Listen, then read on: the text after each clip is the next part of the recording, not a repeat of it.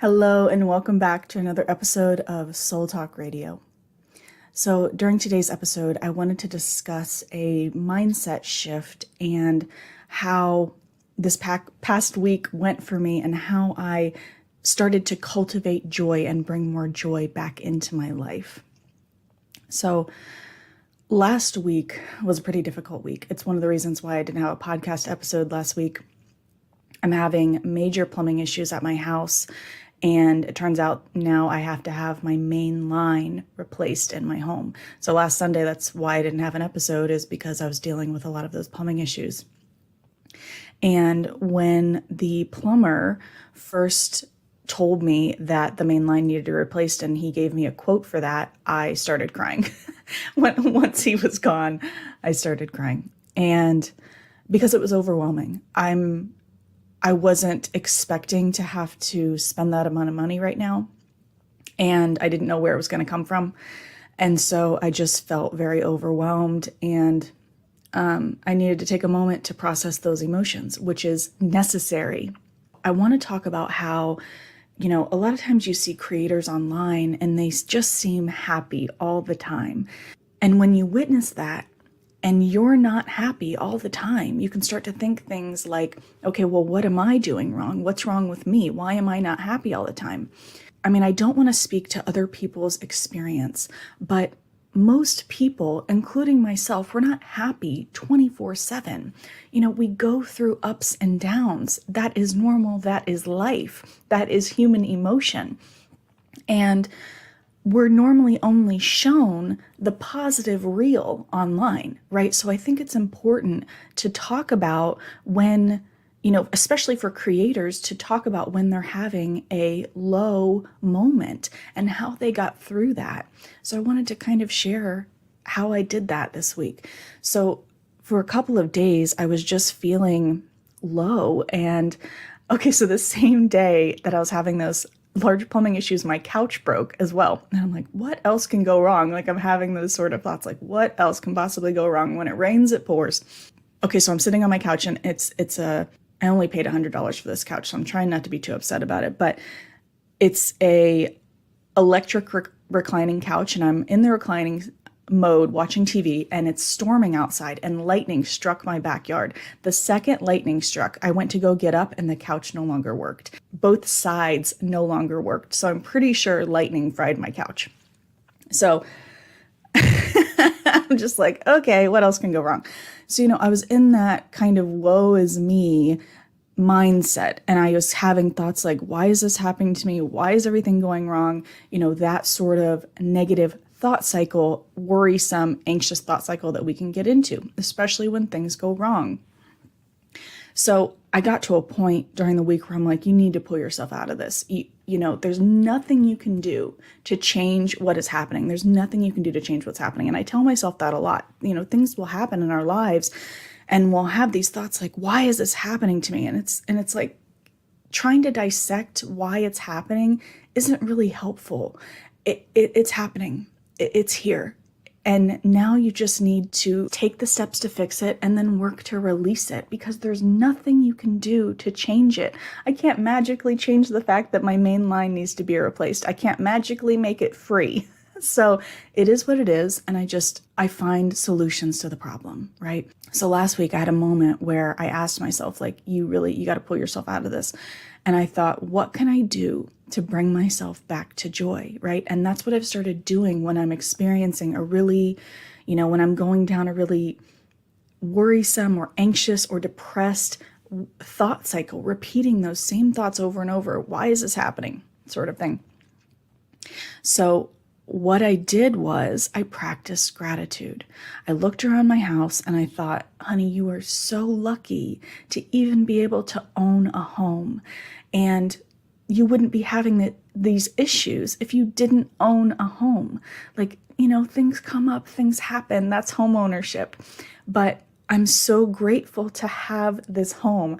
I feel an energetic connection to this home. So it was about 2.5 years ago that I was house searching and I bought this home.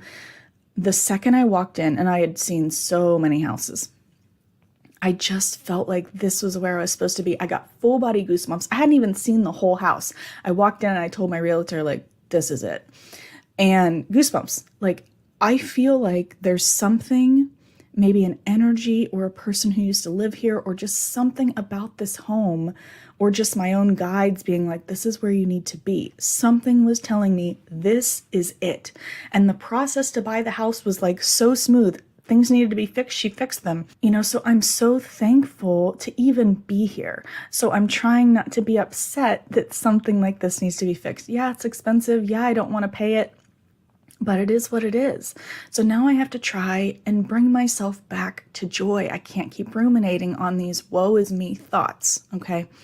So again, I practice gratitude. And then I referred to what I call my joy list. And this is something else I really wanted to share with you guys because I want you to create this for yourself. So I'm going to read you what's on my joy list. So it's just something that I, created a little list inside my phone, and you can pull out a pen and paper and write it down. You can do what I did and open a new note within your notes app on your phone. You can text it to yourself, whatever you want to do. So I refer to this list when I'm feeling down or anxious or just, need a little pick me up. We all have to practice cultivating. You have to cultivate joy in your life. I mean, as we know, this life can be very difficult, and you have to practice cultivating joy in your life.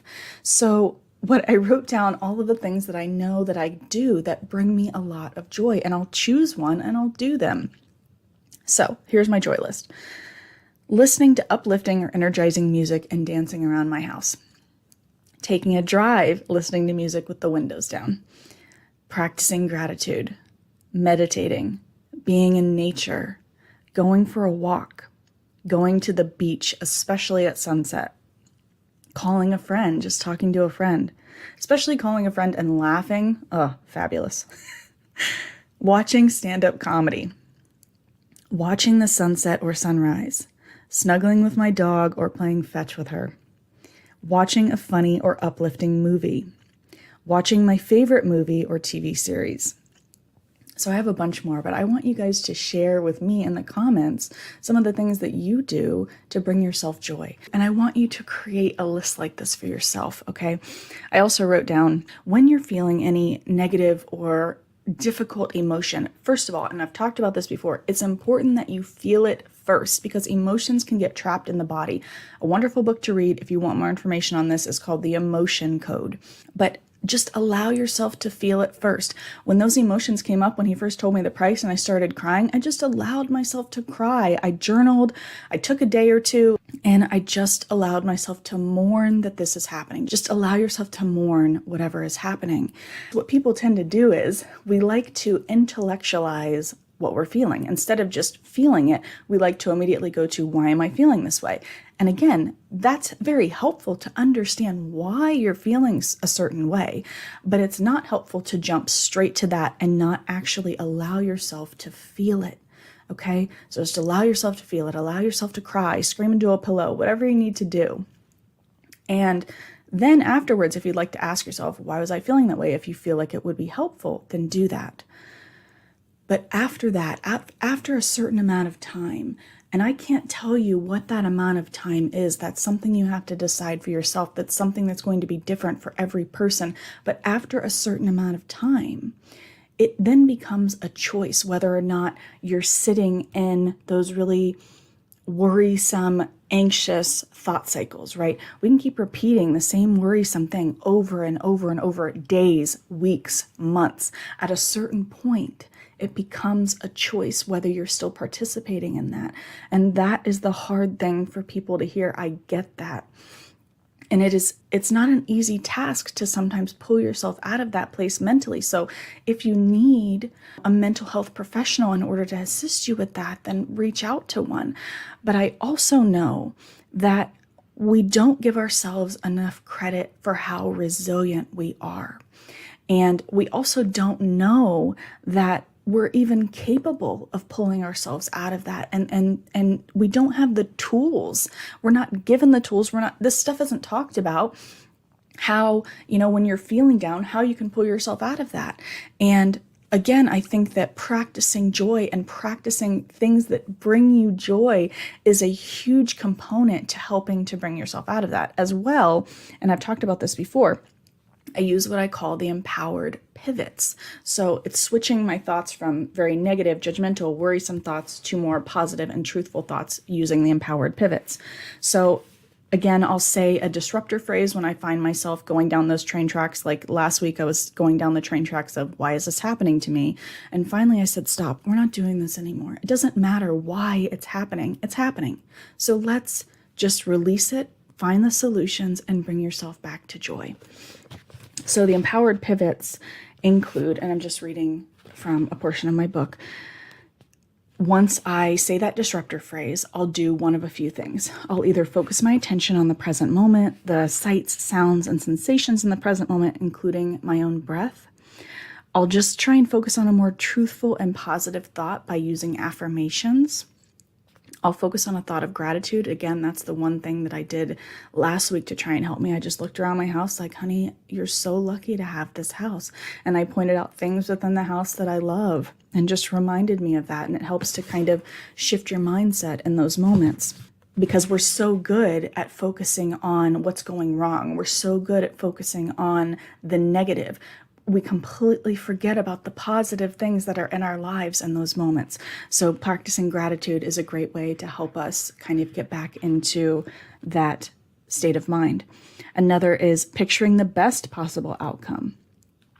Another is just simply focusing on a different thought. Instead of continuing to ruminate on that worrisome thought, just pick a different thought, such as a recent memory or just an experience that you enjoyed. So another thing that I think is important to talk about during this conversation is, when you're trying to shift your thoughts out of those worrisome thought cycles, sometimes it takes multiple times, right? Just like when you're meditating, your mind likes to wander, and you have to notice when it's wandered and bring it back to whatever you're focused upon during meditation. Let's say you're focused on the breath or a guided meditation, whatever it is. The mind will wander, you'll notice, you'll bring it back. The same thing happens when we're trying to shift our negative, worrisome, anxious thought cycles. The brain will try and bring it back to that worrisome thing we don't want to be thinking about. And we have to be like, no, we're not doing that right now. We're not continuing to participate in that, and then work to shift it again. Okay. So sometimes it has to happen over and over, and that's okay. That's normal. So the more often that you do this, the more often that you begin to notice, I've talked about this before, awareness is first, awareness of the things that we're thinking. Once that awareness is established, and once you are able to then try and redirect your thoughts, it becomes easier and easier over time, okay? And you're building resilience within yourself and within your mind by doing this. And I think that we don't give ourselves enough credit for how resilient we are. And if you're dealing with extremely difficult emotions, like I said, sometimes it's really helpful to sit in front of a mental health professional in order to work through those emotions. But I also think that we severely underestimate how strong we are and how resilient we are. And we just don't have the tools to, I think that the tools are becoming much more readily available, which I love, with people talking about this and similar subjects. But I think that just for a long time, we just didn't have the tools or didn't understand that a lot of the thoughts we're thinking are false, or they're over exaggerated, right? Like, I think last week I probably said something to myself along the lines of, everything's falling apart. Everything's not falling apart. I'm experiencing a challenging moment. Yeah, my couch broke. Yeah, the plumbing thing happened in the same day. That kind of sucked, but everything is not falling apart. There's a lot of things in my life that are going right. So our minds kind of sometimes tend to think in extremes, right? I'm starving when I'm hungry, or everything is falling apart when we're just experiencing a challenging moment. So in that way, a lot of those thoughts are false or over exaggerated. Once we realize that, we're able to kind of step back from those thoughts, witness those thoughts for what they are, and say to them, like, we're not doing this anymore. We're not participating in this anymore, and working to shift those thoughts. So at a certain point, it became my responsibility this past week to kind of pull myself out of the woe is me mindset that I was sitting in. And if when you're practicing this and trying to cultivate joy, you're having a hard time reaching for joy or reaching for happiness, especially in certain subjects, just try and reach for neutrality. You're not upset about it, you're not happy about it, you're just kind of neutral, okay? And I hope that this helps you. Again, I would love to hear what you add to your joy list, and I would love to hear that you are practicing accessing those moments of joy as often as you can. So I hope that you enjoyed today's episode. Again, my book, Don't You Effing Dare, is available for purchase on Amazon. The link is below. If you'd like more information on my services, please visit my website, meganshirey.com. And if you enjoy these episodes, please like, share, comment, and subscribe. It helps us to reach more people and expand this community. And may you be happy, may you be well, may you be joyous and at ease. Sending you infinite love and light. And until next time.